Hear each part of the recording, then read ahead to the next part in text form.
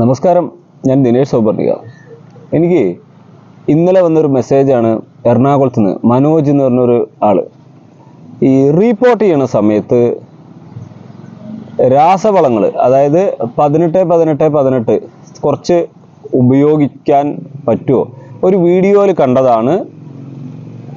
നമ്മൾ മണ്ണ്, മണല്, കമ്പോസ്റ്റ്, എല്ലുപൊടി, വേപ്പമണ്ണാക്ക്, ഇതൊക്കെ ആ വീഡിയോയിൽ കാണിക്കേണ്ടത് പറഞ്ഞു. ഞാൻ വീഡിയോ കണ്ടിട്ടില്ല കേട്ടോ. അങ്ങനെ എല്ലാ സാധനങ്ങളും എടുത്തതിന് ശേഷം വളരെ കുറച്ച് ഒരു 2 സ്പൂണ് 18 ആ മിക്സിൽ രണ്ട് ചെടി നടാനുള്ള പോട്ടിംഗ് മിക്സ് ആണ്. അതിൽ 2-3 സ്പൂണ് 18 ചേർക്കട്ടെ എന്നാ ചോദിച്ചു. അദ്ദേഹം ഒരു വീഡിയോയിൽ കണ്ടിട്ടാ ചോദിച്ചു. എന്താ നിങ്ങളുടെ അഭിപ്രായം?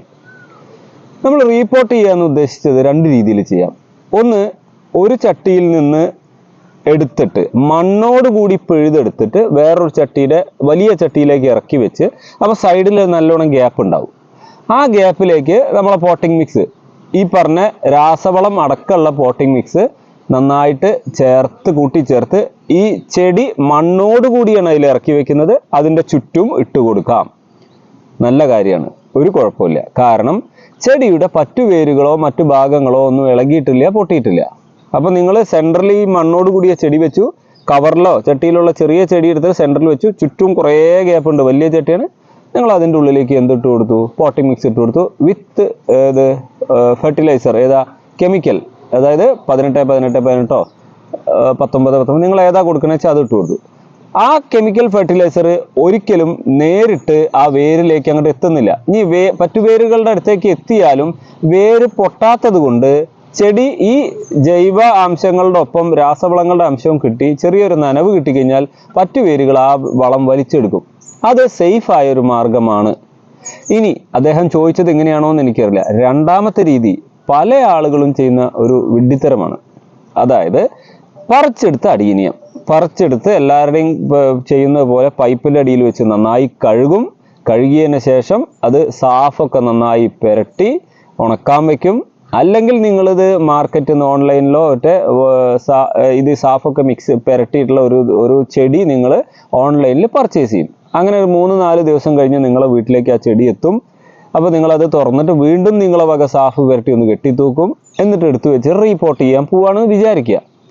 ആ റീപോർട്ട് ചെയ്യുമ്പോൾ ഒരിക്കലും ആ ചെടിയുമ്പോൾ മണ്ണില്ല. നിങ്ങളൊരു ചെടിച്ചട്ടീൻ്റെ ഉള്ളിലേക്ക് ഇതേപോലെ മണ്ണും മണലും രാസവളങ്ങളും പിന്നെ ജൈവവളങ്ങളും ഒക്കെ കൂടി മിക്സ് ചെയ്തു. എന്നിട്ടൊരു കൂട്ടുണ്ടാക്കി, പോട്ടിംഗ് മിക്സ് ഉണ്ടാക്കി.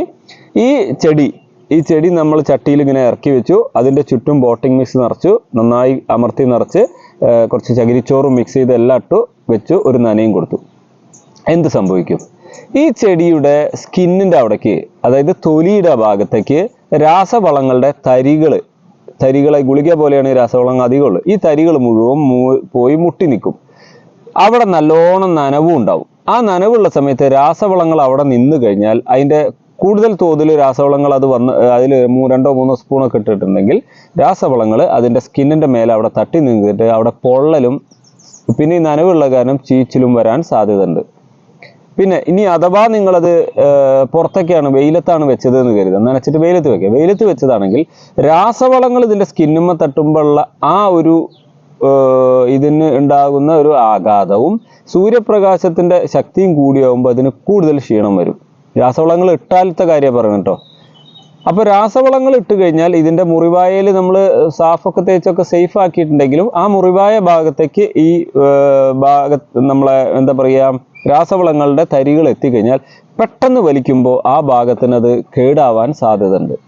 അതുകൊണ്ട് എൻ്റെ അഭിപ്രായം, റീപോർട്ട് ചെയ്യുന്ന സമയത്ത്, അതായത് ഓപ്പണായിട്ട് എടുത്തിട്ട് പറിച്ചെടുത്ത് വേരുകളെല്ലാം കളഞ്ഞ് ചെടി മാത്രമായി റീപോർട്ട് ചെയ്യുന്ന സമയത്ത് ഒരു കാരണവശാലും നിങ്ങൾ രാസവളങ്ങൾ ഇടരുത്. ഇട്ട് കഴിഞ്ഞാൽ വരുന്ന പ്രശ്നം ഇതാണ്.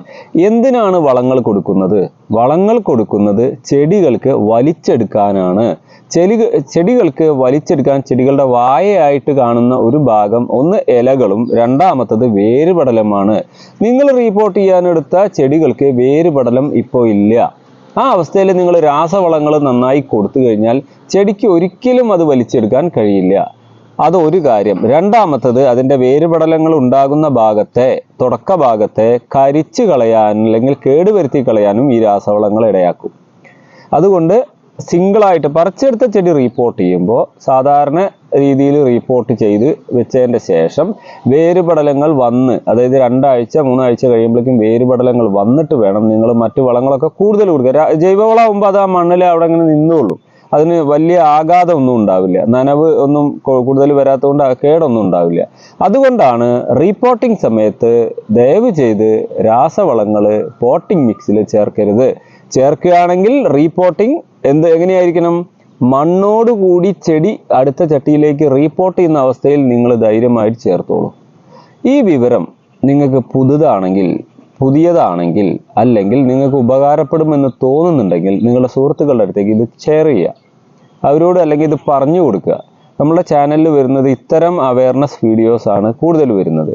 അപ്പോൾ നിങ്ങൾക്ക് ഇഷ്ടപ്പെട്ടിട്ടുണ്ടെങ്കിൽ കൂട്ടുകാരുടെ അടുത്തേക്ക് എത്തിക്കുക, അവരോട് നമ്മുടെ ചാനൽ സബ്സ്ക്രൈബ് ചെയ്യാൻ പറയുക, നമ്മളെ മത്സരങ്ങളിലൊക്കെ പങ്കെടുക്കുക. Thank you.